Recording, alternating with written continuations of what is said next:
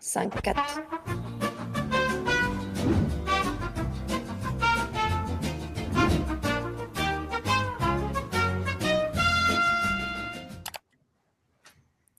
Bonjour et bienvenue au SAV de la QVT, la première émission de télévision qui parle de QVT et rien que de QVT. Voilà bientôt 2 ans que nous nous retrouvons tous les mois pour faire le service après-vente de ce qu'on nous a vendu pendant des années. Des croyances erronées sur le travail et surtout de la QVT bullshit. Alors chez Wunjo, nous avons décidé de prendre la parole pour redonner à la QVT ses lettres de noblesse, pour parler de ce qui fabrique ce sentiment de bien-être que vivent nos collègues, ces travailleurs et ces travailleuses, et aussi pour aborder sans déni, sans tabou, sans langue de bois, les difficultés que rencontrent les organisations qui décident de prendre soin des travailleurs et des travailleuses. Finalement, chez Wunjo, nous sommes un peu les colibris de la vraie QVT et c'est un grand bonheur que de pouvoir retrouver notre communauté tous les mois et pouvoir aborder des sujets de fond qui sont de plus en plus contemporains. Parce qu'effectivement, aujourd'hui plus que jamais et en 2025, alors que la santé mentale a été érigée comme cause nationale, plus que jamais, la qualité de vie au travail est un sujet qui intéresse tout le monde. Oui, les individus qui travaillent, les managers, les gouvernances, qu'elles soient salariées ou qu'elles soient élues et bénévoles, tout le monde a envie de prendre soin de soi, de prendre soin de l'autre et de faire en sorte que nos organisations soient performantes durablement. Le lien a été établi entre le sentiment bien-être et la performance opérationnelle, donc la performance économique. Et pour arriver à concilier ces deux natures de performance, eh bien, il y a une discipline merveilleuse qui s'appelle la qualité de vie au travail. C'est le sujet qui va nous animer aujourd'hui avec mon invité. Mais avant de vous la présenter, je voulais juste dire quelques mots sur Wunjo. Donc, j'ai la chance de diriger cette merveilleuse organisation depuis un peu plus de 20 ans maintenant. Nous sommes un cabinet conseil et un organisme de formation spécialisé en qualité de vie au travail et qui est rattaché à l'économie sociale et solidaire, un pan de l'économie qui est moins connu que celui de l'économie classique, puisque nos organisations sont d'utilité sociale, visent à avoir un impact sur la société et à faire avancer des chantiers citoyens. Au sein de Wunjo, nous avons une équipe salariée au siège et un collectif d'indépendants qui sont tous joyeux, passionnés et engagés. Et c'est un grand bonheur pour moi, à chaque fois, à chaque SAV, de pouvoir partager la caméra avec un membre ou une membre de ce collectif. Aujourd'hui, j'ai le bonheur d'être aux côtés de Nathalie Barnier. Nathalie, bonjour. Bonjour Manu. Merci à toi d'être avec nous pour partager cette petite heure que nous allons vivre avec notre public. Nathalie, pour vous en dire 2 mots. Alors, elle a passé une grande partie de sa carrière dans une entreprise qui est vraiment le fleuron de l'économie française. Et elle a navigué au travers de postes dans le marketing, dans le commerce, dans le change, dans les RH. Et c'est avec cette vision transverse et cette appétence profonde pour l'humain que la fin de cette première partie de carrière, elle l'a accordée au sujet de la qualité de vie au travail, puisqu'elle a occupé le poste de responsable QVT. Elle va aujourd'hui partager le fruit de son expérience, mais aussi ses convictions à la lumière de ce qu'elle a pu vivre, expérimenter de l'intérieur et de ce qu'elle voit maintenant sur le terrain depuis qu'elle a choisi l'entrepreneuriat. Nathalie, est-ce que tu veux rajouter un petit truc sur toi avant qu'on commence ? Écoute, tu as dit beaucoup de choses. Tu as dit beaucoup de choses. D'abord, te remercier, vous remercier. Je suis ravie d'être à vos côtés aujourd'hui et pour, comme tu le disais, partager de l'expérience, mais aussi des convictions sur ce sujet de la QVT. Partons du principe qu'on est loin des poncifs yoga baby-foot, mais bien des questions de fond sur comment on se met tous dans les meilleures conditions finalement pour réaliser le travail qu'on a à faire avec le plus de satisfaction et d'épanouissement durable possible. Voilà, et tout ça au service de la performance. Super. Alors justement, aujourd'hui, on va parler des facteurs clés de succès lorsqu'une organisation décide d'engager une démarche qualité de vie au travail.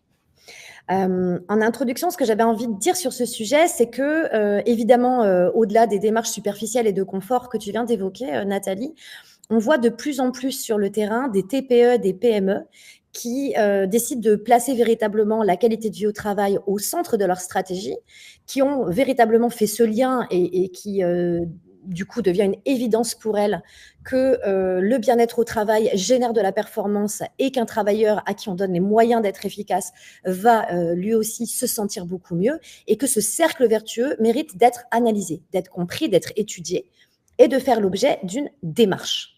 Donc, d'une démarche qualité. Quand on parle de qualité de vie au travail, on parle d'une démarche qualité. Donc, on parle d'une gestion de projet rigoureuse, d'étapes à respecter, d'une méthodologie qu'il faut connaître et qu'il faut comprendre. Et aujourd'hui, ce qu'on voit sur le terrain, c'est qu'il y a plus de problème d'envie d'y aller. Par contre, clairement, il y a cette question qui revient en permanence, mais par quel bout je prends le truc ? Par où est-ce que je commence ? Est-ce que je crée d'abord un comité dédié à ça ? Et auquel cas, comment il se positionne par rapport au CSE ou par rapport à peut-être ma commission RSE ? Est-ce que j'embarque le QSE chez moi ? Et la direction, est-ce qu'elle a le droit d'être présente ? Quid des managers ? Bon. D'autres disent cet organe, on le constituera dans un deuxième temps, une fois qu'on aura fait un diagnostic et qu'on se sera rendu compte vraiment de la réalité de ce qui est vécu chez nous et finalement de la nature des enjeux, etc., etc. En fait, il y a beaucoup de questions. On va essayer humblement avec Nathalie ce matin, non pas de répondre à toutes ces questions, mais de commencer finalement par l'essentiel, les facteurs clés de succès d'une démarche qualité de vie au travail réussie, le socle, le socle premier, les idées clés qu'on a envie que vous reteniez pour vous donner toutes les chances. Si vous décidez d'investir dans une démarche QVT, vous donnez toutes les chances pour qu'elle se passe bien. Parce que c'est assez difficile aujourd'hui de voir que la QVT commence à avoir une mauvaise image au sein des organisations parce qu'effectivement, on n'a pas conduit les démarches dans les règles de l'art quelque part. Alors, 3 quarts d'heure d'échange avec notre invité et ça va démarrer dans un instant. Juste vous dire que cette émission, elle est en live et elle est également enregistrée. Donc, vous recevrez le replay de l'émission juste une fois qu'on aura fermé la caméra. Votre porte-parole, c'est Marco, notre standardiste, qui est à la caméra et qui s'occupe de vous dans le chat. Donc, vraiment, utilisez ce chat pour poser vos questions, partager vos commentaires et vos réactions.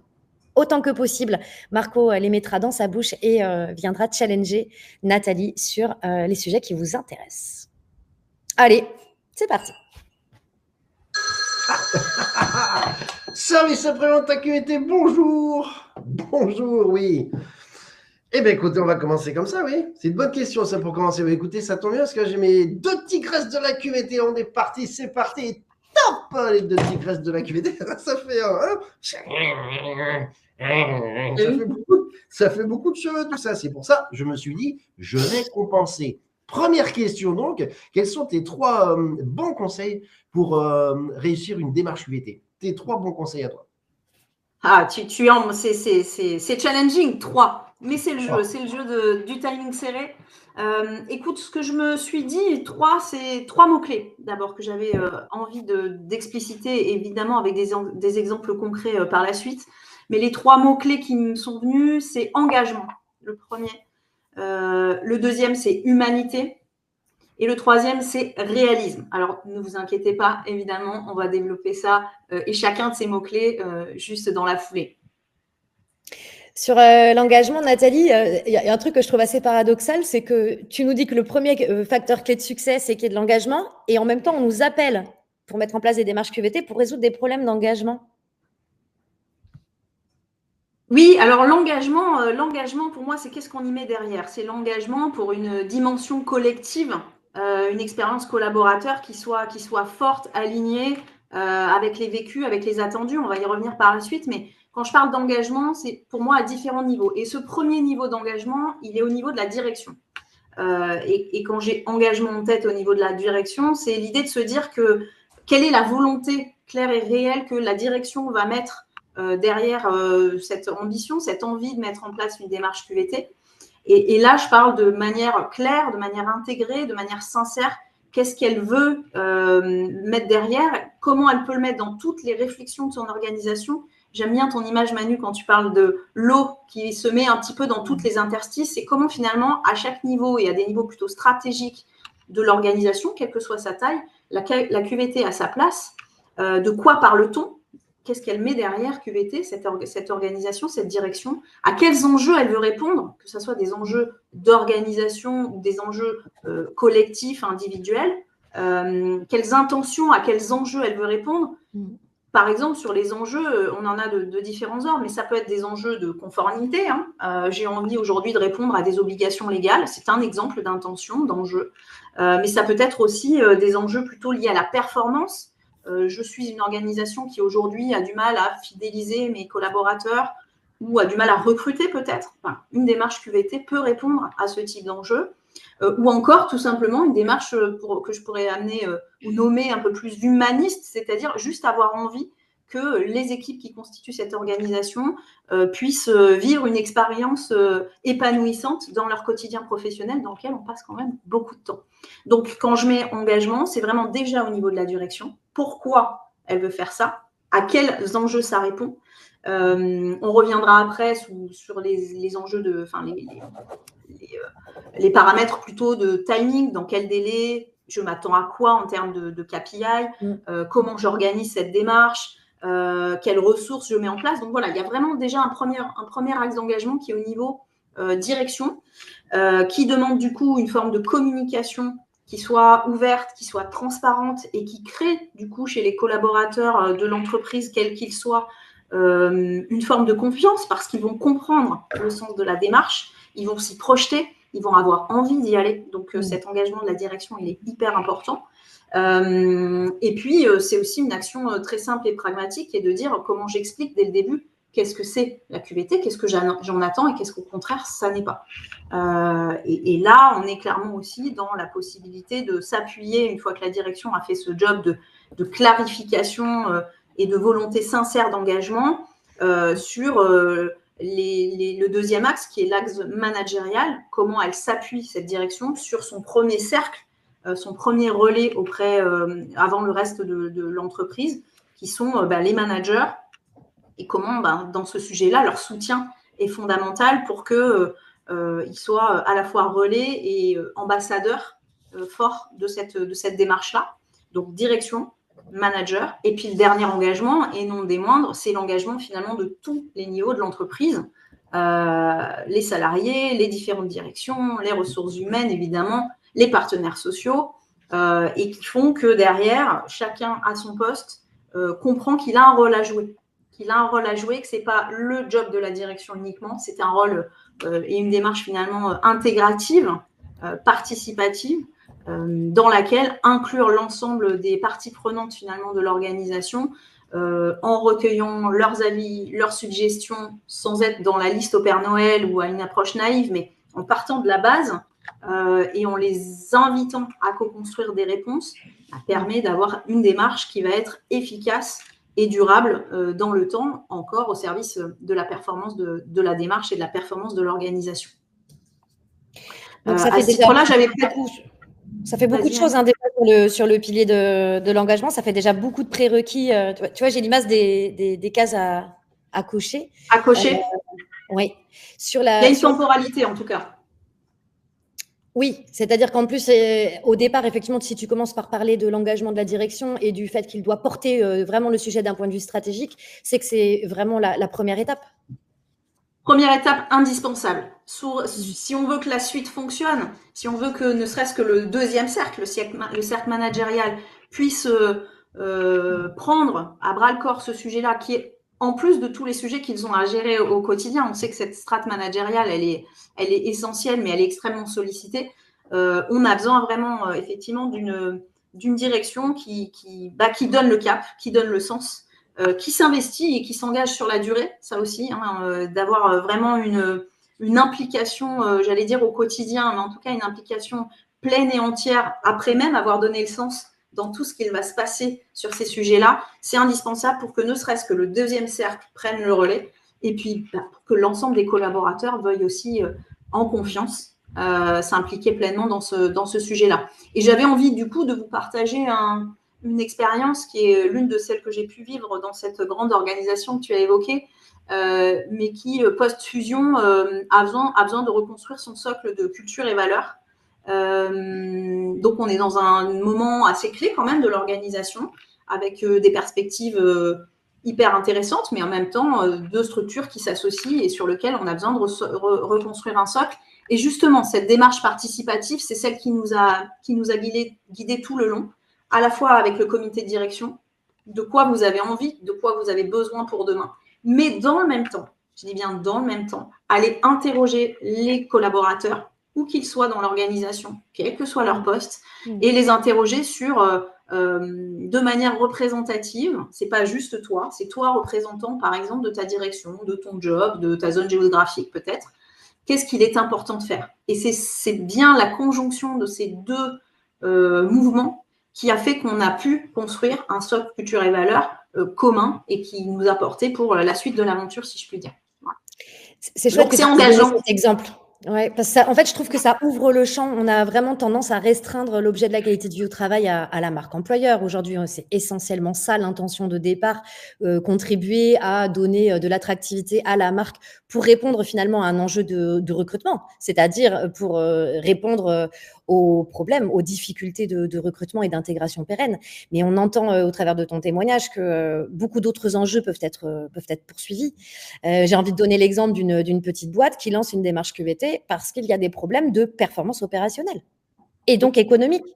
Et presque, je me souviens, le dirigeant, il avait un peu honte. Il me dit, Emmanuel, voilà, la boîte, ça va pas trop et il faut qu'on redonne un coup de boost et je crois qu'il faut vraiment que tout le monde s'y mette. Et j'ai un peu de difficulté à le dire, mais je me demande si la QVT, ça pourrait pas être une solution pour remobiliser les troupes et puis peut-être aussi ouvrir pour la première fois dans l'histoire la parole et la sincérité sur le fait que la vie au travail et que notre entreprise, c'est pas toujours que facile, et partager finalement ce problème-là et qu'il devienne un problème collectif sans que ça soit anxiogène. Voilà.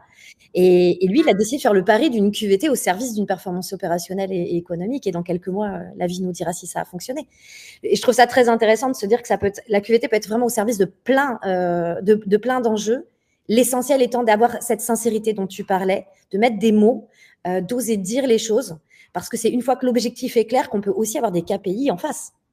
C'est ça. Et puis, tu sais, par rapport à ce que tu dis, pour moi, il y a un sujet, si je reprends ce même exemple, mais qui marche à mon avis et qui fonctionne aussi par rapport à l'exemple que tu prenais toi, c'est le principe de la symétrie des attentions. C'est-à-dire ce que tu fais vivre à tes équipes en interne, au-delà même de la marque employeur, c'est ce qu'ils vont permettre de faire vivre à leurs clients, quels que soient leurs clients, que ce soit des usagers dans le service public, que ce soit des clients, si c'est du B2B, du B2C, peu importe. Symétrie des attentions. Donc, partir du principe qu'à partir du moment où les équipes sont dans les meilleures conditions, elles vont davantage rayonner, elles vont davantage s'engager. Mais effectivement, je rebondis d'ailleurs sur ce dernier mot d'engageant. C'est une démarche engageante pour le comité de direction, pour les dirigeants, dans le déploiement d'une démarche, si on a envie qu'elle soit authentique, pragmatique et performante durablement, encore une fois. Ouais.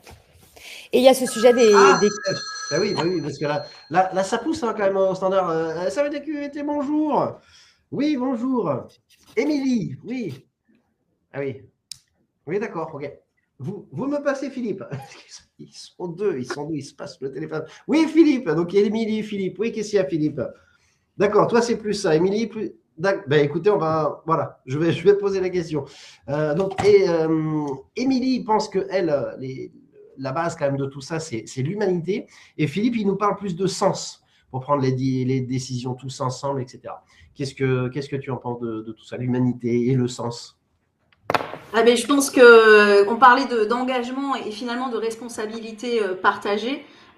L'humanité, c'est le deuxième axe. Effectivement, si on part du principe que quand on met le mot humanité, moi, ce que je mets derrière, c'est l'humain au centre des préoccupations. Donc là, en l'occurrence, les différents collaborateurs, salariés, travailleurs de l'entreprise, du dirigeant y compris, comment on considère qu'ils sont des ressources productives, si je puis dire, mais qu'ils le seront que si leurs besoins fondamentaux sont satisfaits. Donc ça, c'est le point, sans être dans une démarche, encore une fois, dictatoriale des besoins. Mais c'est le lien fondamental que je fais avec la démarche participative que j'évoquais juste avant. C'est-à-dire que l'humanité, on la retrouve dans la démarche QVT si on part du principe que c'est parce qu'on part de la base, de ce qui est vécu par les collaborateurs, quels qu'ils soient, encore une fois, et j'insiste vraiment sur le sujet, c'est-à-dire dirigeants y compris, on ne cloisonne pas, bien au contraire, on fait avec. Si on veut allier efficacité, pragmatisme, performance économique et performance sociale, c'est en partant de la base, en interrogeant réellement ce qu'il se passe au quotidien dans l'opérationnalité du vécu de chacun, on va faire la différence. Et donc, dans ce cadre-là, c'est ce que j'appelle l'humanité. Ça passe d'abord par le respect et l'écoute des individus. Je viens d'en parler. Leur vécu et leur ressenti au quotidien, ils leur appartiennent. Et c'est souvent de là qu'on va pouvoir résoudre les petits nœuds qui apparaissent à des endroits. Et plus on les écoute, plus on a la conscience de ce qu'il se passe réellement et qu'on ne fait pas une interprétation. Je prends un exemple, un enjeu de stress qui peut apparaître dans l'organisation. On pourrait très bien se dire, et je caricature volontairement, je mets en place des cours de yoga, ok, intéressant, ou des cours de gestion de stress, passons. Ça peut être une réponse, mais si l'enjeu de stress, quand on tire un petit peu le fil de la pelote, on comprend qu'il est intimement lié à des enjeux organisationnels et pas juste la question de j'ai du mal à gérer mon stress, on va peut-être aller actionner un autre levier, un petit peu plus dans le cœur du réacteur, comme je dis souvent, et qui va faire que la réponse, elle va être probablement durablement plus efficace. Donc une entreprise, elle montre finalement, en écoutant fondamentalement le vécu et le ressenti des équipes, elle montre qu'elle respecte le vécu de chacun. Ça, c'est déjà en termes de culture d'entreprise hyper intéressant. Et elle crée un climat de confiance où il y a de la valorisation, où il y a de la considération et où du coup, la réponse qui est apportée à la problématique partagée par le collaborateur va être plus puissante. Là encore, petit vécu personnel que je vous partage, on a tous, enfin en tout cas, il existe dans beaucoup d'entreprises des baromètres, des entretiens individuels, des entretiens collectifs. Ce qu'on en fait après peut être plus ou moins, non pas intéressant, mais plus ou moins puissant selon la typologie des questions posées dans le baromètre, mais selon aussi ce qu'on a la capacité après de faire de toute cette matière-là. Vécu perso sur un sujet sur tout ce qui est diversité et inclusion, par exemple, et notamment la place des femmes. On a plein de potentiel, mais on a du mal à ce qu'elles arrivent à des postes clés dans l'organisation. En tout cas, on aimerait que ça soit davantage le cas. Mais on sent un frein particulier. On a plein de manières d'aborder ce sujet. Là encore, l'approche est plutôt de se dire, partons du questionnement des femmes, d'un certain nombre de femmes dans l'organisation, et pas que d'ailleurs, je dis femmes, mais je me trompe quand je vous le dis. En tout cas, un certain nombre d'entretiens individuels avec, là encore, cette notion de représentativité. Et partons d'une démarche, là encore, collaborative, pardon. On les interroge, on comprend ce qui se passe pour les femmes à un certain niveau de l'organisation, pour les hommes, pour les interactions. Et à partir de là, le groupe de travail peut commencer à travailler et peut commencer à proposer des solutions qui sont au plus près de ce qu'elles vivent, alors qu'ils peuvent être des solutions liées à du comportemental. Là, on est plus dans ça se fait pas, si je caricature un petit peu le truc, mais qui peuvent être jusqu'à des soutiens de formation spécifiques pour une population donnée, qui peuvent être des parcours de développement particuliers. Enfin, après, on a plein de solutions qui peuvent se faire. Mais si on ne fait que regarder d'un point de vue, par exemple, baromètre entreprise, ce sujet-là, en fait, on n'est pas au même niveau de réponse. Et c'est là où plus on descend bas, plus on laisse la parole, plus forcément on a de la puissance. On a presque les réponses en écoutant les gens qui parlent de leur vécu au quotidien. Donc ça, c'est le premier point. Ouais, je peux rebondir là-dessus, Nathalie. Souvent, quand on rentre dans le sujet, on s'appuie sur évidemment les définitions officielles et c'est un cadre qui est extrêmement intéressant. On est très clair, une démarche qualité de vie au travail, elle s'entend à l'échelle collective et elle s'appuie sur ce sentiment de bien-être qui est individuel et qui est ressenti à l'échelle collective. Et en fait, ça amène une complexité énorme d'aller chercher de l'écoute individuelle et en même temps, sans ça, on ne peut pas aller au plus près des réalités du terrain, du travail réel. C'est vraiment ce que tu exposais. Et j'aime à projeter cette image autant que possible dans l'esprit de celles et ceux qui veulent se lancer. Imaginez demain votre plan d'action QVT avec votre feuille de route, avec les grands enjeux que vous adressez, les grandes catégories, les grandes thématiques. Pensez que vos actions peuvent être soit au service de l'intégralité de l'organisation de l'entreprise, pour répondre à des enjeux qui existent à l'échelle de l'intégralité de l'organisation et de l'entreprise, et qu'ensuite, on peut avoir des plans d'action plus restreints, comme tu l'exposais. Ça peut être sur une unité de travail, ça peut être sur un service, sur un département, sur une agence, sur un pays, et on peut aller descendre jusqu'à donc des populations qu'on va critériser d'une manière spécifique au départ, parce qu'on aura tellement bien fait notre écoute salariale au départ qu'on aura la possibilité d'aller fabriquer ces paquets qui sont des paquets assez naturels. Tu parlais des femmes, mais ça peut être les jeunes entrants, ça peut être les personnes qui sont plutôt des seniors et sont dans l'entreprise depuis 20-25 ans, pour lesquels on a détecté qu'il y avait par exemple des problématiques de réenchanter le travail, retrouver de la motivation, etc. Donc, vraiment, pour moi, en tout cas, et chez Wonjo, c'est comme ça qu'on le fait, une feuille de route QVT a des actions socles pour l'intégralité de l'organisation et ensuite des préconisations, des démarches très opérationnelles qui vont être plus segmentées pour couvrir des besoins bien spécifiques. Exactement. Et ça a la vertu d'engager, je le disais tout à l'heure, je reviens sur cette notion d'engagement, mais cette responsabilité partagée, ça me semble être un élément hyper important parce que selon les personnes avec qui on parle de QVT, on peut avoir cette impression que, je parle souvent de la dictature des besoins parce que c'est quelque chose qu'on me renvoie. C'est quand il y a encore un petit peu d'incompréhension, c'est l'idée de dire qu'est-ce qu'il y a. Il faut que j'écoute, et puis en gros, c'est la liste du Père Noël, et puis faut que je me plie, les gens sont immanageables, les jeunes, je t'en parle même pas. J'essaye de sortir de cette vision très caricaturale de l'approche en se disant que justement, en partant d'une démarche foncièrement engagée et collective, on a justement une responsabilité partagée, quel que soit mon rôle dans l'entreprise. Et ça, je trouve ça à la fois très apaisant ou rassurant peut-être pour les dirigeants qui nous écoutent potentiellement, et en même temps, pour les équipes qui fonctionnent, qui travaillent au quotidien dans cette entreprise, c'est aussi hyper intéressant de se dire qu'ils ont leur rôle à jouer, on leur redonne du pouvoir d'agir dans le quotidien de l'organisation, et ça, c'est vertueux, c'est engageant pour tout le monde, mais c'est vertueux. Donc ça, c'est le premier point, c'est vraiment le respect, l'écoute des individus et cette base, cette approche, ce parti pris, clairement. Le deuxième élément que j'avais envie d'évoquer avec vous, c'était plutôt la notion, là encore c'est un mot challenging, mais je continue de l'utiliser parce que j'y crois beaucoup, c'est la bienveillance. La bienveillance et le soutien émotionnel. Une démarche QVT, j'ai la conviction pour l'avoir vécu et quand je le partage autour de moi, qu'elle encourage une culture de la bienveillance au sens de l'attention à l'autre et qui n'exclut pas l'exigence. J'en profite pour le placer parce que souvent c'est assez facile de l'opposer. Donc c'est toujours mieux en le disant. Et ça fait partie d'un axe clé parce qu'elle fait bouger la culture de l'entreprise. C'est là où je trouve ça aussi hyper intéressant, ces démarches QVT. Elle fait bouger la culture de l'entreprise parce que finalement, elle embarque un certain nombre de sujets qui peuvent être un peu sensibles, j'allais dire touchy, mais on a des mots en français pour bien le dire, un peu sensibles sur lesquels souvent ils peuvent être d'ailleurs tabous. Je pense à des sujets comme le stress, l'anxiété, on parle beaucoup de burn-out aujourd'hui qui touche toutes les organisations autour de nous. Enfin, je veux dire par là, pas toutes au sens toutes les organisations, mais en tout cas dans plein d'activités, de secteurs d'activité, de typologies de population.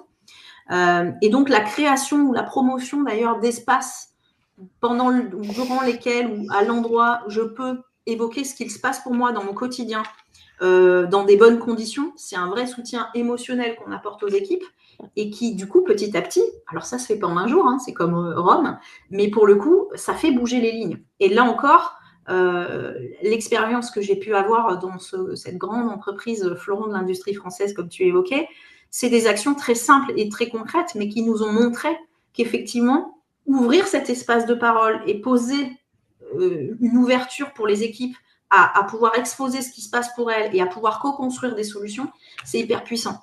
Et sur le sujet, par exemple, de la santé mentale, la gestion du stress, l'équilibre vie pro, vie perso, qui sont des sujets qui ressortent beaucoup parce que multiplicité de transformations, parce que tout va très vite, parce que ça peut bouger, tout bouge en gros, et puis le contexte global est anxiogène. C'est des actions très simples et concrètes qui ont été, communiquées, cartographiées finalement, tout ce qui était ressources internes et externes qui existaient dans l'organisation, mais que les équipes n'avaient pas forcément en tête, pour plein de raisons que ce soit. Des sujets parce qu'on n'est pas bon en communication, parce qu'on a oublié, parce que…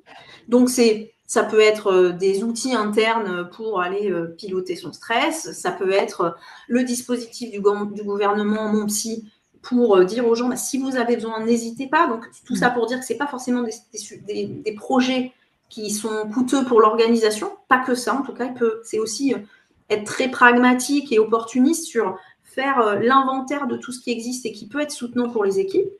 Le temps 2, ça a été de former. On avait tenté les premiers secours en santé mentale en se disant on peut avoir un certain nombre de collaborateurs volontaires qui ont envie de devenir un petit peu des vigies.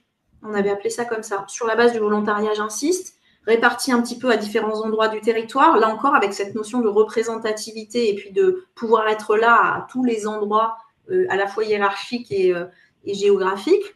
Et puis le troisième temps, ça a été de se dire, notre fameuse cercle 1 là, des managers, eux, ils sont clés si on a envie de faire bouger les lignes. Et là, c'est rentrer dans quelque chose dont ils avaient besoin, qui était une formation spécifique à leur égard sur la sensibilisation, la prévention de tous les sujets liés à l'épuisement, au burn-out, et qui les outils, eux, en tant que managers, c'est parce qu'on les entend nous dire comment je repère, qu'est-ce que je fais quand ça m'arrive, sur qui je m'appuie, et souvent ils sont un petit peu en solo sur ces sujets-là, mais ça les aide aussi, eux, à titre individuel, de comprendre ce que eux-mêmes peuvent traverser et comment ils ont aussi besoin de s'occuper d'eux pour s'occuper encore plus durablement de leurs équipes. Et ça, ce que je peux vous partager, c'est qu'effectivement, les outiller, les soutenir, favoriser cette ambiance de partage aussi entre eux, mais avec leurs équipes sur ces sujets, et ben petit à petit, ça change la donne. Et quand il y a un deuxième, que ça soit un plan social ou un moment compliqué pour l'entreprise, moi j'ai pu constater que le travail qu'on avait fait pendant 3 ans, le jour où il y a un moment compliqué pour l'entreprise, et ben il y a des collaborateurs qui viennent voir les vigies, qui viennent voir, en l'occurrence moi j'étais sur un poste exposé sur ces sujets-là, et qu'il y a une solidarité qui se crée et on passe une étape. Donc tout ça pour dire que là aussi, on fait bouger la culture d'entreprise et on travaille aussi sur la force du collectif, qui est un des effets collatéraux, mais Dieu sait qu'il est beau celui-là, de la démarche QVT dans le temps, qui permet là encore de permettre aux individus de l'entreprise, quels qu'ils soient, et de l'organisation, de se serrer les coudes dans des moments complexes au service de il faut qu'on tienne tous ensemble et qu'on puisse trouver des solutions. Donc ça, c'est un deuxième point, bienveillance et soutien émotionnel et impact sur la culture d'entreprise que je trouve aussi hyper intéressant. J'ai envie de partager… Service après la QVT, bonjour. Yes. Oui, bonjour Vanessa. Ah, ça c'est une bonne question. Oui, allez, on va la poser. Comment le CSE peut être mobilisé dans tout ça? Alors, c'est une excellente question. Tout à l'heure, je parlais d'engager d'ailleurs tous les parties prenantes de l'entreprise. Ils en font partie, bien évidemment. Donc, ça veut dire que les embarquer dès le début sur la direction et le CSE, c'est leur faire comprendre là où je vais, pourquoi j'y vais. Donc, c'est quelque part presque les premiers avec les managers à embarquer pour qu'ils y croient et qu'ils aient envie d'y aller aussi. Donc, qu'ils soient soutien et partie prenante de ce déploiement-là. Et puis après, c'est un jeu, c'est un triptyque, hein, c'est-à-dire que on parlera, j'imagine, un petit peu plus tard d'un comité potentiel aussi à mettre en place.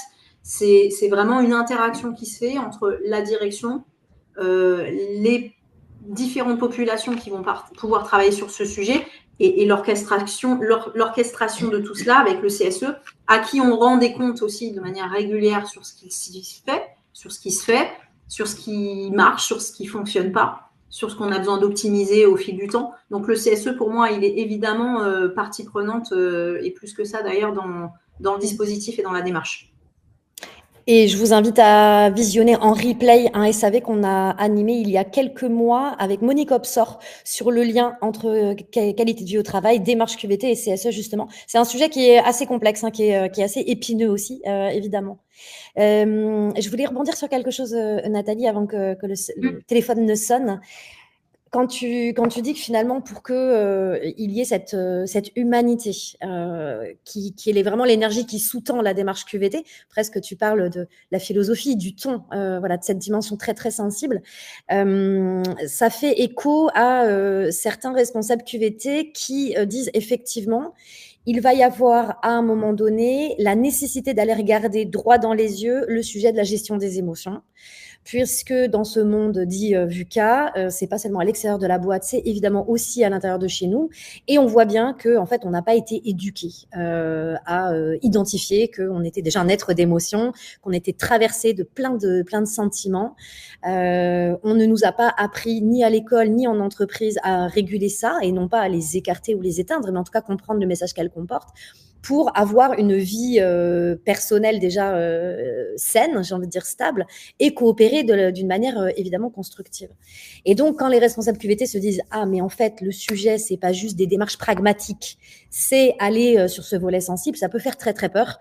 Et évidemment, la direction, le management dont tu parlais tout à l'heure, les IRP doivent aussi être exemplaires sur le fait que oui, ça y est, on a le droit de parler d'émotions. Oui, ça rentre dans le monde du travail. En fait, ça a toujours été là, mais jusqu'à présent, on mettait bien le chapeau dessus et on préférait ne pas aborder ces sujets-là. Et ce qu'on voit dans les plans d'action qu'on construit pour traiter ce sujet de finalement comment je vis le travail de manière saine et épanouissante et équilibrée, c'est qu'on voit que les actions qui sont mises en face sont souvent des actions qui vont venir non plus seulement responsabiliser les individus et les outiller, formation, coaching, etc. Mais parfois, aller jusqu'au finalement au côté un peu obscur de la force, qui est de faire croire aux travailleurs qu'ils ont qu'à mieux gérer leurs émotions, et après tout, c'est leur problème. Et donc, je trouve ça très important qu'on puisse dire aussi à notre public aujourd'hui qu'il y a aussi des organisations qui sont pathogènes et qui sont génératrices de stress et parfois d'anxiété. Et que donc, du coup, régler la problématique d'une vie émotionnelle stable passe évidemment par des compétences personnelles, par du soutien de pair et managérial, et aussi par le fait d'être autant que possible en prévention et en curatif si c'est nécessaire, à rétablir des choses qui sont vraiment de l'ordre de l'organisation et qui sont dysfonctionnantes. Et ça fait vraiment... voilà, c'est sur la top liste prendre soin du contexte, et c'est vraiment dans la top liste de la feuille de route. Et faire les deux, c'est là où je te rejoins, hein, Manu. C'est effectivement trop facile, quelque part, de mettre le coup de projecteur uniquement d'un côté ou de l'autre, hein, d'ailleurs, du sujet, mais plutôt relier les deux et les dire que finalement, ce que l'on vit est une somme de ce que l'individu vit avec ce qu'il est, sa culture, son vécu, etc., sa sensibilité potentiellement, mais aussi ce qui se passe dans l'organisation, et que c'est en amenant les deux à fonctionner entre guillemets ensemble que ça se passe beaucoup mieux en fait. Mais effectivement, ça peut faire peur potentiellement. Mais c'est très franco-français ça. Eh oui, c'est franco-français. Service après-vente QVT. Bonjour. Bonjour Jeanne. Oui. Ah oui, bah oui. Et oui, on va poser on va poser ça sur le tapis, comme on dit. Hein. C'est l'expression, poser ça sur le tapis. C'est parti. Alors, bon Jeanne.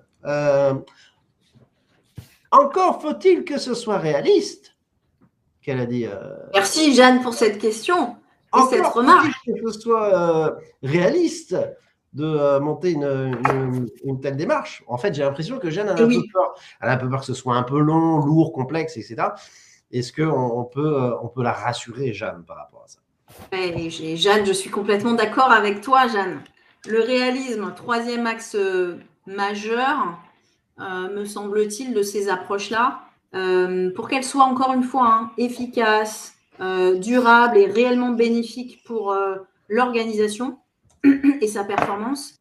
Je pense que derrière réalisme, en tout cas, moi j'entends mettre en place des actions qui soient concrètes, c'est le premier point, qui soient adaptées à la réalité de l'entreprise. Réalité de l'entreprise qui prend en compte à la fois ses contraintes, je parle bien des contraintes de l'entreprise, de l'organisation, et on revient un peu sur les enjeux du départ, hein. Turnover, absentéisme, où j'ai envie de faire vivre quelque chose de sympa à mes équipes, mais également ses ressources. Quelles sont les ressources disponibles dans l'entreprise pour adresser ces sujets-là? Ressources financières, ressources humaines, ressources techniques potentiellement, et puis ces objectifs, tout en cherchant à répondre, et c'est là où on est dans la conciliation des deux, aux besoins qui seront remontés par les équipes. Premier axe de ce réalisme-là, je l'ai évoqué très rapidement tout à l'heure, mais il est important, c'est la gouvernance. C'est-à-dire, finalement, comment, dès le début, il y a une organisation qui se met en place dans l'entreprise pour adresser ces sujets-là. Et ça, en général, ça fait partie du point sur lequel se positionne le comité de direction, ou le dirigeant en tout cas, dès le début, qui est, OK, quelle gouvernance je veux pour adresser ce sujet-là. Manu, tu parlais en amont de gestion de projet, on est en plein dedans. Donc, pour moi, le premier axe, c'est la mise en place d'un comité. Quels sont ses rôles et missions de ce comité, qui on met dedans pour qu'il y ait de la représentativité de l'ensemble des parties prenantes qu'on évoque depuis tout à l'heure. Et puis, le réalisme, c'est là où j'en parlais, c'est les ressources humaines, combien de personnes. Est-ce que c'est des personnes qui font ça en plus de leur job? Si c'est oui, comment c'est valorisé? Quel temps on leur dédie à ça? C'est des ressources financières, organisationnelles, qui vont faire que ce comité, il va pouvoir être pleinement disponible pour mettre en musique finalement l'ensemble de la démarche et faire en sorte qu'elle réussisse et qu'elle ne consiste pas à uniquement multiplier des actions superficielles, mais bien être sur l'essentiel des enjeux.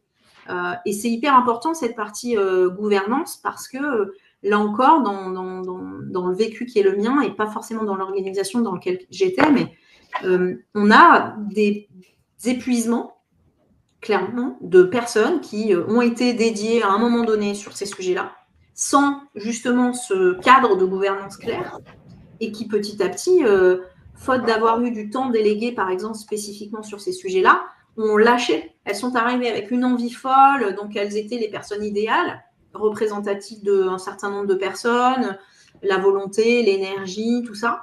Mais sauf que petit à petit, s'il n'y a pas le temps nécessaire, les ressources, voire même la reconnaissance, et là encore, on pourra en dire beaucoup de choses sur la reconnaissance, mais en fait, ça ne fonctionne pas. Et on peut vite arriver à un comité de direction, par exemple, qui dit, bon, alors le comité, ça ne marche pas, on arrête, on va faire les choses autrement.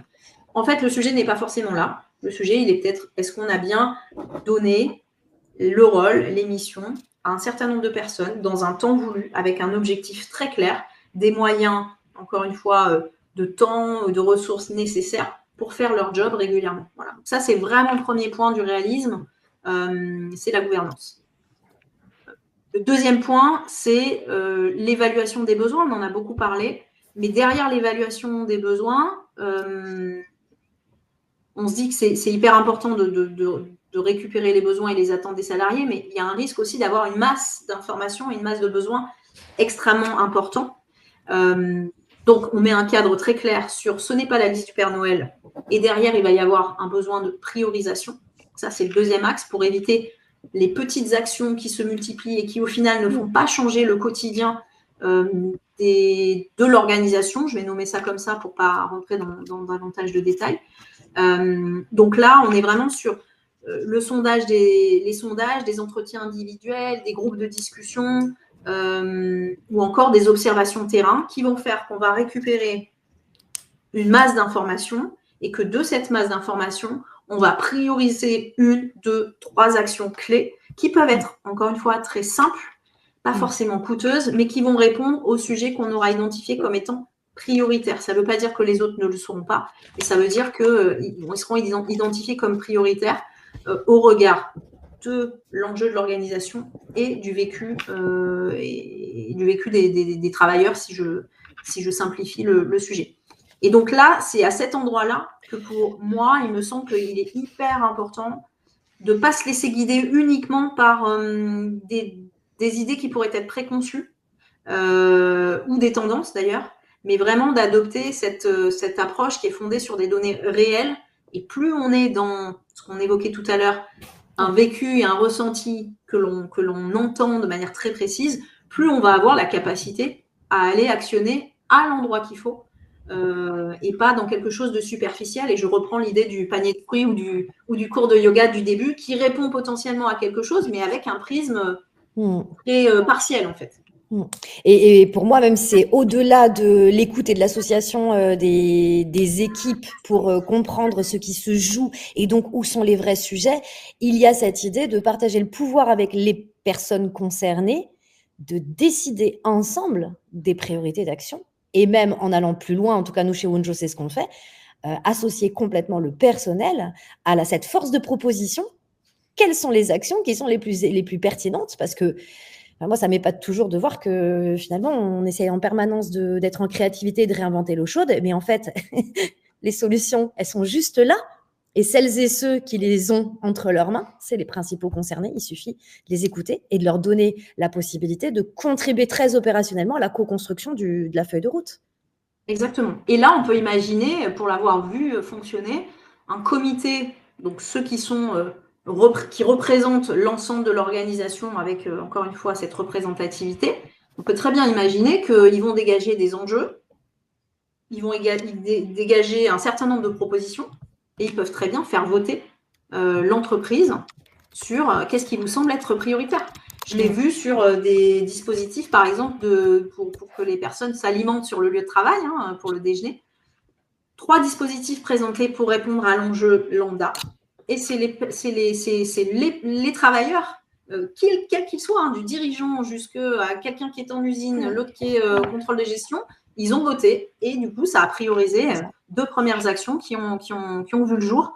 Et donc là, clairement, quand on repose la question de comment ça se passe sur ce sujet-là, forcément, quand le sujet a été présenté avec du sens et choisi dans les différentes propositions, je ne vous cache pas qu'effectivement, c'est du bon sens, la QVT.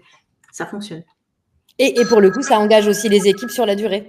Et ça engage les équipes sur la durée. Mais non, mais c'est ça, parce que ça engage aussi les équipes sur la durée. C'est peut-être ça va nous parler, Amandine. Bonjour Amandine, service apparent de QVT, bonjour. Allez, oui. Ah bah oui. Est-ce qu'on fait C'est une excellente question. Oui, pour récolter les informations donc, des salariés dans les différents services, etc. Est-ce qu'il vaut mieux plutôt faire un questionnaire général ou plutôt un questionnaire adapté aux différents services? C'est quoi plutôt le conseil pour Amandine? C'est une bonne question. Je ne sais pas si j'ai une réponse toute faite. Je trouverais ça pas très humble de ma part. On va attendre pour la réponse, Amandine. La prochaine fois. Allez. Merci, Amandine. Elle est déçue. Non, de l'expérience, en fait, c'est la manière dont tu poses le questionnaire et dont tu as la possibilité derrière d'en extraire à la fois les informations globales, mais aussi, parce qu'il a été bien fait au départ, des éléments qui sont très spécifiques, comme le disait Emmanuel tout à l'heure, à une typologie de population, un département, une zone géographique, un pays, que sais-je. Donc, pour moi, tu peux partir de la même base, en tout cas si on parle de baromètre, enfin de questionnaire, mais après le construire suffisamment bien pour que dans la restitution, tu puisses identifier ce qui est transversal et ce qui est aussi spécifique. Ça, c'est le premier point. Et puis après, le baromètre, ce n'est pas une fin en soi. Tu peux avoir du baromètre et puis après des groupes de discussion si tu as besoin d'aller plus loin sur tel ou tel sujet ou avec telle population ou telle population. Pour moi, l'essentiel, il est d'y fixer, une fois qu'on s'est dit tout ça, des objectifs qui soient réalisables et mesurables sur toutes les actions qui auront été identifiées et mises en place pour qu'après, on puisse rendre compte aux dirigeants, mais aussi aux équipes, à tous ceux qui sont partie prenante dans le sujet, c'est-à-dire tous les travailleurs de l'entreprise, et de se dire, OK, ça fonctionne pas, là encore, avec beaucoup de pragmatisme. C'est pas figé, c'est une démarche vivante.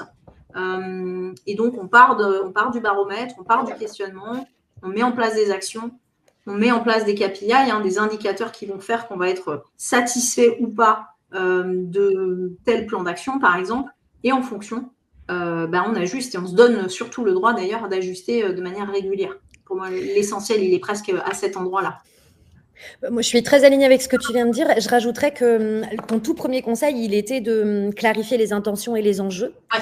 Et donc, pour moi, la dimension très opérationnelle de quel baromètre, à quel moment, sur quel périmètre, c'est finalement une décision qui est une conséquence logique d'un bon travail de cadrage initial et de définition des enjeux et des objectifs.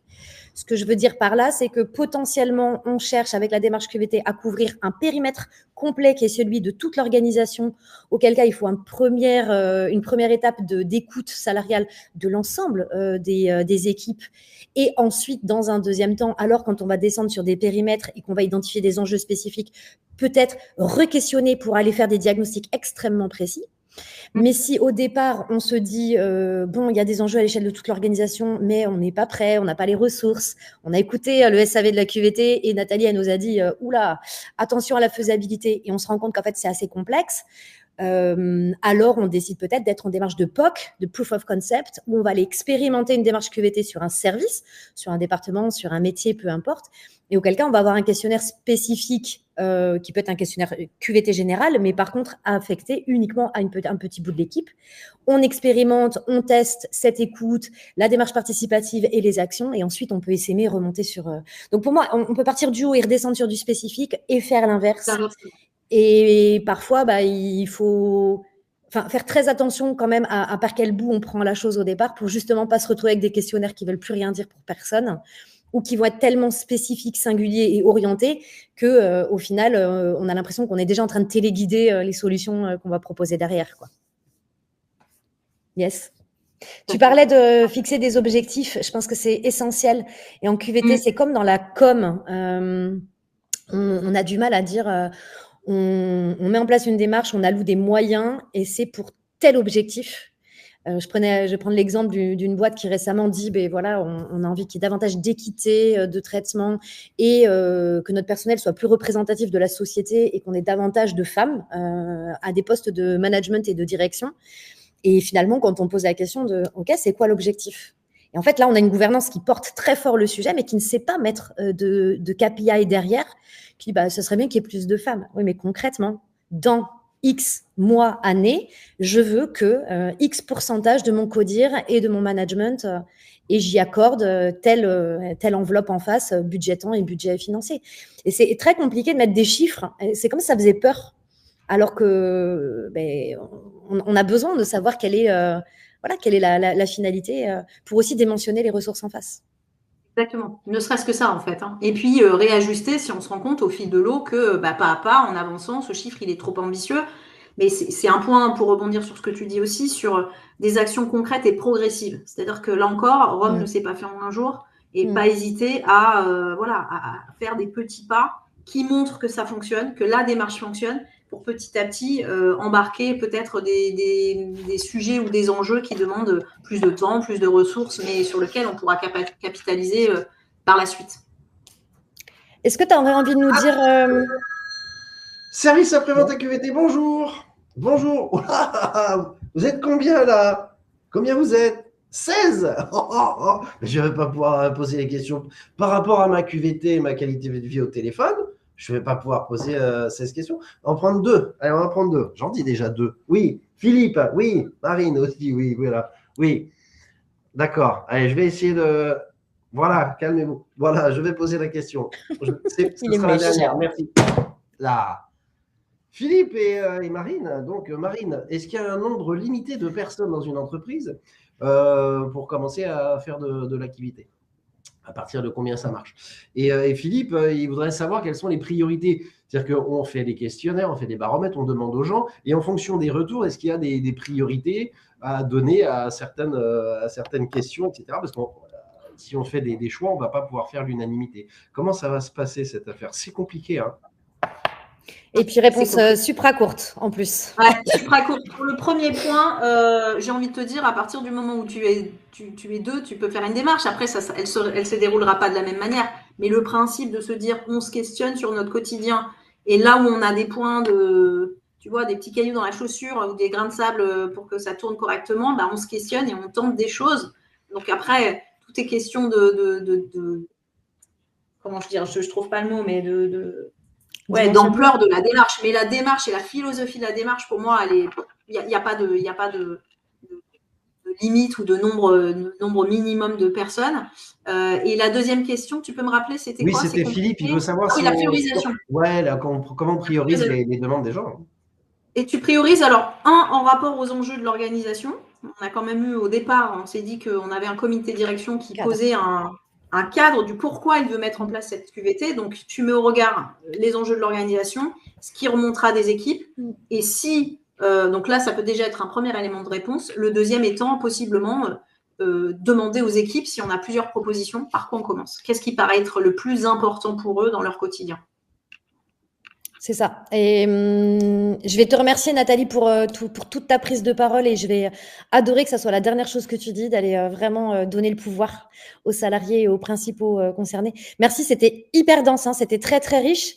Le challenge de départ, c'était que tu nous donnes des facteurs clés de succès. Tu as choisi 3 mots-clés et tu es quand même sacrément maligne parce que derrière 3 mots-clés, tu as réussi à dérouler un volume de conseils impressionnant. Bravo. Merci pour ce partage, c'était très, très généreux. Évidemment, on pourrait en parler c'était encore très, pendant… très riche. Merci Nathalie, c'était Ah. très, très, très riche. Et d'ailleurs, ah, ça y est, on est déconnecté. C'était très, très riche. Et d'ailleurs, je crois que moi, ce midi, à la cantine, c'est très, très riche aussi parce que c'est les frites. Donc, je vous laisse, je vous dis au prochain SAV. Et hop, double ration de frites. Hein. Mayo ou ketchup? Les deux, sauce cocktail. Salut Marco, merci pour d'avoir été notre porte-parole. Bon voilà, c'est hyper frustrant, j'aurais envie de rester 1 heure de plus, hein, Nathalie, avec toi. Potentiellement, cher public, n'hésitez pas à nous le dire d'ailleurs à la fin du SAV. Webikio vous pose des questions si vous voulez qu'il y ait une suite, s'il y a des thématiques qui vous intéressent, écrivez-le nous en affectant également la petite note, le petit nombre d'étoiles sur votre satisfaction. Si vous avez envie de poursuivre les échanges en tête-à-tête, n'hésitez pas aussi à nous recontacter personnellement. Nathalie ou moi-même, on se tient à votre disposition. Si Nathalie vous a plu et que vous voulez la voir descendre dans vos équipes et faire plein de bien, alors, pour de l'accompagnement individuel, c'est ce qui est inscrit sur la droite de cette slide, puisque je ne l'ai pas dit tout à l'heure en introduction, mais Nathalie est coach et elle accompagne des dirigeants, des managers qui ont besoin d'avoir cet espace de ressourcement, aussi d'expression complètement libre et bienveillante. Et elle accompagne également les personnes qui se sentent en difficulté, qui ont le sentiment que leur santé mentale est altérée. Et elle a notamment une super casquette qui est celle d'accompagner les personnes qui ont vécu un épisode de burn-out et les aider à se reconstruire. Ça, c'est si vous voulez avoir Nathalie rien que pour vous.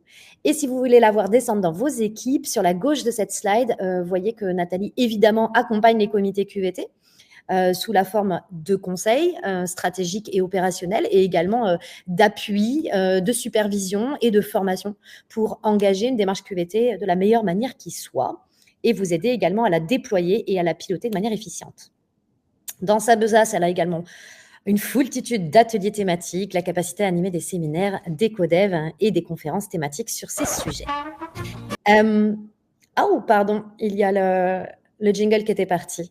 Ce que je voulais vous dire également par rapport à Nathalie, c'est qu'elle est venue se former et elle fait partie intégrante du collectif de Wunjo pour animer la fresque de la QVT, qui est une solution imaginée par Wunjo il y a déjà quelques années maintenant et qui a été reconnue comme l'une des 30 fresques majeures de France et qui est finalement un séminaire sur une journée sur la formule 7 heures taille L qui permet à l'issue de 7 heures d'avoir non seulement partagé une culture commune, avoir des éléments de langage commun sur ce qu'est la qualité de vie au travail et réaliser un baromètre en live avec un outil dont je vais vous parler dans un instant pour réaliser cette écoute salariale de manière extrêmement pointue, qualitative et sur une unité de temps très très courte. À l'occasion de la fresque, on réalise, au-delà de cet état des lieux, des ateliers d'intelligence collective qui permettent de co-définir les priorités et d'écrire de manière concertée les plans d'action. La fresque de la QVT a été déclinée en format 4 heures, en format 2h30 et en format 1 heure, évidemment avec des ambitions qui sont dimensionnées en fonction de la durée. L'outil qui est utilisé au cœur de la fresque s'appelle MaQVT. C'est une web application qui permet de faire du diagnostic. Donc, c'est un outil de baromètre à l'échelle collective qui peut être utilisé pour des focus group et aussi pour des individus. Si vous souhaitez l'expérimenter et voir à quel point il vient nous chercher à l'intérieur et nous aider à justement identifier ce qui est vraiment important pour soi et donc pour les collectifs, vous pouvez le tester. Le tester tout à fait gratuitement. Nathalie se met à votre disposition pour vous offrir votre bilan qualité de vie au travail personnel. C'est un entretien d'1 heure en tête-à-tête basé sur l'utilisation de cette web application et sur son accompagnement vraiment bienveillant qui s'utilise à l'échelle individuelle et ensuite à l'échelle collective. Pour finir, avant de vous laisser, vous dire qu'on se retrouve pour le prochain SAV de la QVT. Ça sera le numéro 22 déjà. Ce sera le mercredi 7 mai de 11h à midi avec une collègue de notre collectif qui s'appelle Émilie Alric. Et la thématique est en cours de réflexion. Donc vraiment, aidez-nous, dites-nous quels sont les sujets que vous voulez voir abordés. Dans les prochains rendez-vous, pour finir, nous animerons le 11 avril avec ma collègue Audrey Salom un webinaire pour celles et ceux qui voudraient devenir, comme Nathalie et moi, consultants en qualité de vie au travail. Si vous avez envie de pouvoir mener des diagnostics individuels, des diagnostics collectifs, chez Wunjo, nous avons une école de formation en interne depuis bientôt 2 ans et on présente le parcours de formation le 11 avril à 11h. Vous avez également la possibilité le 28 avril d'assister à un webinaire qui va tenter de repolariser l'image de la QVT pour passer d'une vision très obligataire à une vision beaucoup plus stratégique et beaucoup plus positive. Webinaire organisé en partenariat avec la Fondation Oikos, qui est également celle qui pilote la Cité de la RSE et de l'impact. Enfin, la fresque de la QVT se décline en taille S, c'est 2h30 au cours desquelles vous pouvez goûter à la substantifique moelle de la fresque et réaliser votre diagnostic personnel, commencer à trouver des voies de prise de soin de vous-même. La fresque de la QVT part en tournée et on a de plus en plus de dates qui s'organisent un petit peu partout en France. Pour l'instant, très toulousain quand même, parce que le collectif de Wunjo est très toulousain. Donc, vous avez à l'écran ici, et vous pourrez retrouver sur la page d'accueil du site de Wunjo l'ensemble des occasions pour pouvoir participer à une fresque S avec un événement exceptionnel le 29 avril en visio, animé pour le réseau des dirigeants solidaires. Les SAV, on en a donc 21 maintenant derrière nous. Vous pourrez retrouver tous les précédents SAV directement sur notre chaîne YouTube. Ils sont tous absolument disponibles pour que vous puissiez voir et revoir ces prises de parole engagées et passionnées. On espère que vous avez passé un bon moment avec nous. Merci Nathalie encore. Très belle journée à toi. Merci à toutes et à tous. Et je vous propose de vivre notre petit jingle pour nous dire au revoir. On se retrouve tout bientôt.